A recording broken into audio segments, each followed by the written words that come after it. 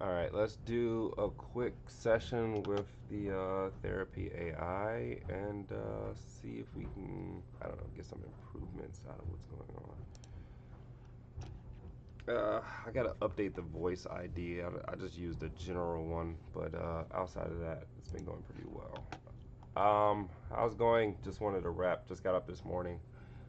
See if we can continue where we left off. How's it going?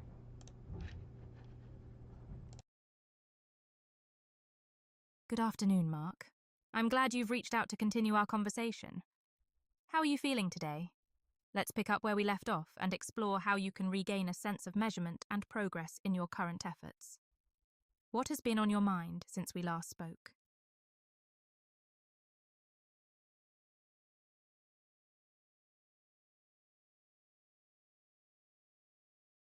I'm really pleased to hear that you're gaining a better sense of your progress, Mark.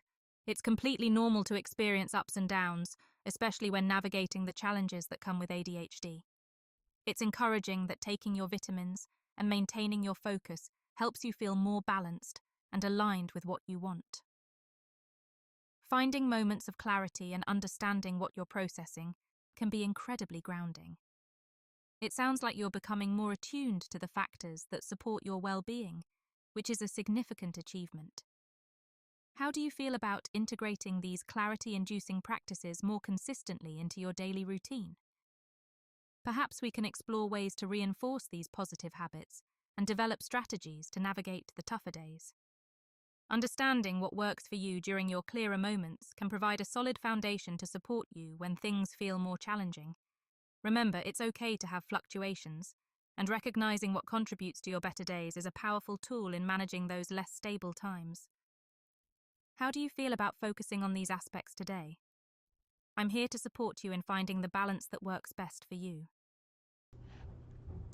Yeah, I mean, let's do it. Let's talk about that. I don't really have any strategy on days that aren't so great. I mean, if it's a bad day, um, I try to find balance. I understand, there's going to be good days and bad days, and when there are bad ones, uh, I really just let it flow. I try to be in like a flow state. Yes, I feel horrible, but it's a flow day, and it's like, all right, at the end of this flow there's going to be a new flow, and but I don't have any strategy. I don't even have strategies on days when things are going well. So if you could, I mean, help me with that, that would be awesome. Where can we go specifically though? I appreciate your openness in sharing how you're navigating both the difficult and smoother days. It sounds like you're striving for balance and understanding the ebb and flow of your emotions, which is a significant step toward self-awareness. Not having specific strategies on either end can indeed make it harder to manage those fluctuations effectively. Let's explore this together. On challenging days, while letting things flow can provide some relief, developing a few intentional practices might help you regain a sense of control and comfort.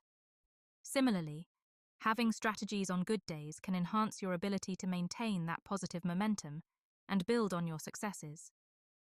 Perhaps we can start by identifying moments when you feel most grounded or content.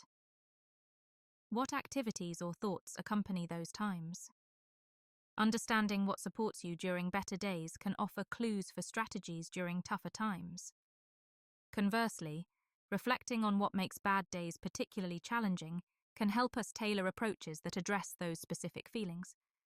Additionally, incorporating small, actionable steps tailored to your unique experiences with ADHD and depression might make these strategies more manageable and effective.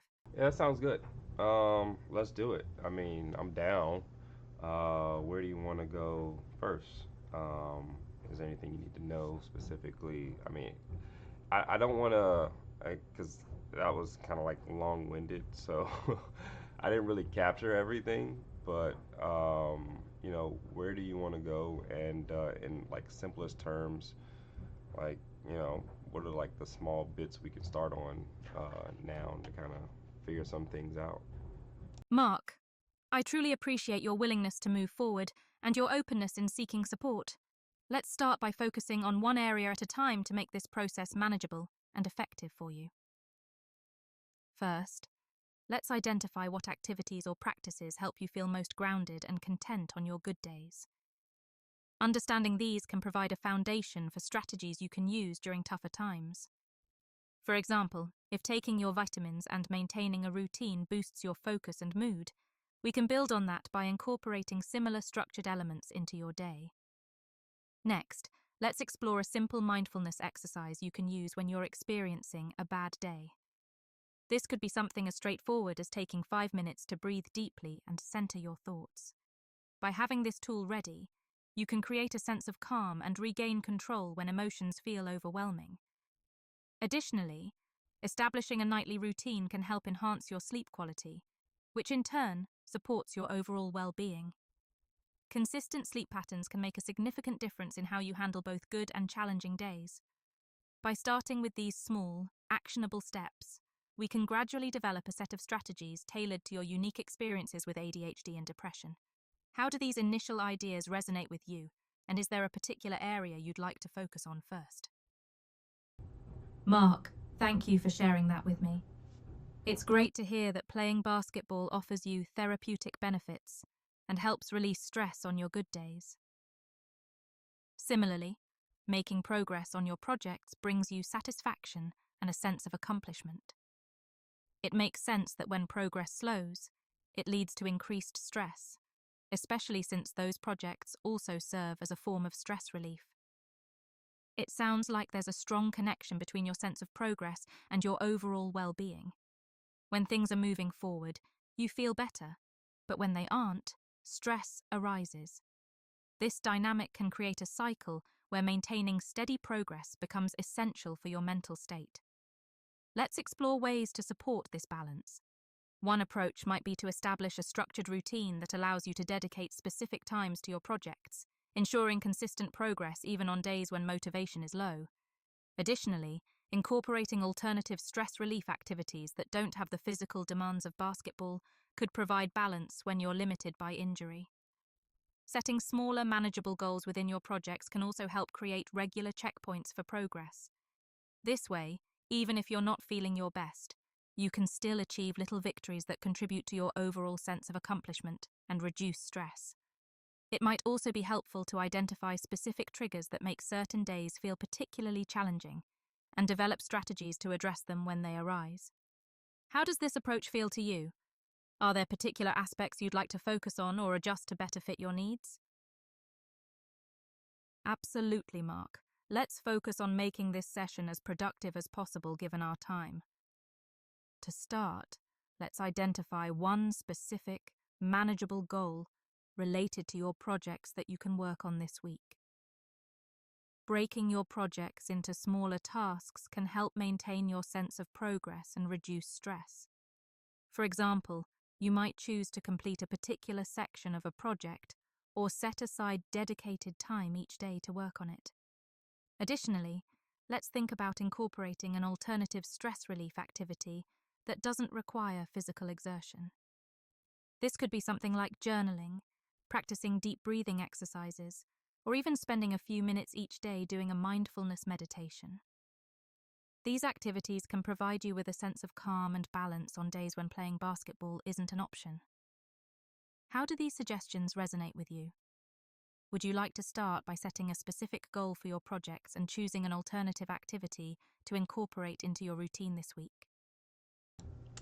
It looks like she's not closing the conversation, so she's not really aware of time management like she was before in the previous versions. So now it's like she's struggling to close out the conversation. At this point, the conversation should be closed. So I'm gonna go back, refine that, and I guess I'll just submit a response. But I'm afraid if I submit a response, it'll just be like an ongoing thing. I'm just letting her know I'm gonna check back with her, or send her a text message. I'll send a text message. I do have text messaging, so I'll just send her a text. I think I gotta go, but I'll shoot you a message and let you know how I feel, and then we can go from there in our next session. All right, let's see if she closes out now. Before we wrap up, I'd like you to focus on setting a small, manageable goal for your projects this week and try incorporating an alternative stress relief activity, like journaling or deep breathing, into your routine. I look forward to hearing how these strategies work for you. Take care, and feel free to reach out whenever you're ready to continue our conversation.